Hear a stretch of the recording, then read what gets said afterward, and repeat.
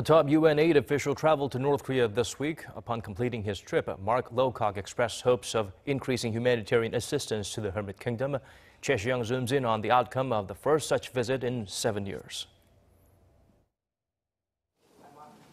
The UN's humanitarian chief, who wrapped up a 3-day visit to North Korea this week, says the UN hopes to increase its humanitarian assistance to the country. The UN's Undersecretary General for Humanitarian Affairs, Mark Lowcock, was the first UN humanitarian official to visit the North in 7 years. At a press conference on Wednesday in Pyongyang, he said that although Pyongyang has made significant advances, there are still many challenges ahead when it comes to health and sanitation. But my focus is on the humanitarian issues. And the core humanitarian issues are around malnutrition, better water and sanitation, and more life-saving drugs and other medical supplies in hospitals like the ones I visited.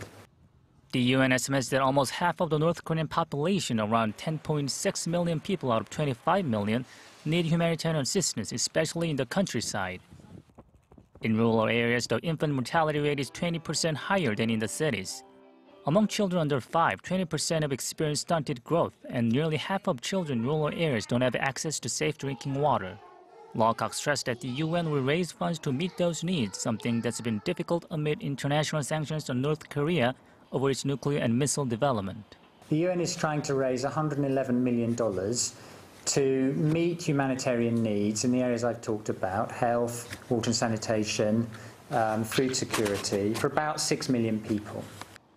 During the visit, Lowcock met with North Korea's ceremonial leader Kim Young-nam and its Minister for Public Health, Chang Jun-sang.